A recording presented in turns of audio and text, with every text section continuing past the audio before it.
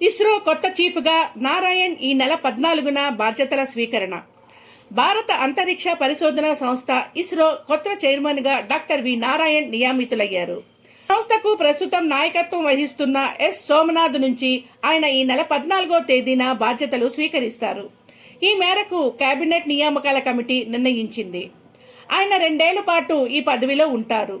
నారాయణ్ ప్రస్తుతం ఇస్రోకి చెందిన liquid propulsion system centre LPSCకు నేతృత్వం వహిస్తున్నారు. సంస్థలో 4 దశాబ్దాలుగా వివిధ హోదాలో పనిచేశారు. రాకెట్, స్పేస్ క్రాఫ్ట్, చోదక వ్యవస్థలలో ఆయనకు అపార అనుభవం ఉంది. ద్రవ, సెమీ క్రయోజనిక్ చోదక వ్యవస్థల అభివృద్ధిలో ఆయన పాలు పంచుకున్నారు. ఇస్రోకి చెందిన GSLV Mark II, III వాహన నౌకల రూపకల్పనలో కీలక భూమిక పోషించారు.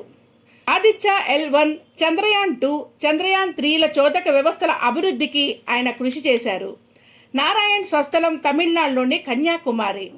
IIT ఖర్గపూర్లో క్రయోజనిక్ ఇంజనీరింగ్లో మొదటి ర్యాంకుతో MTech పూర్తి చేశారు.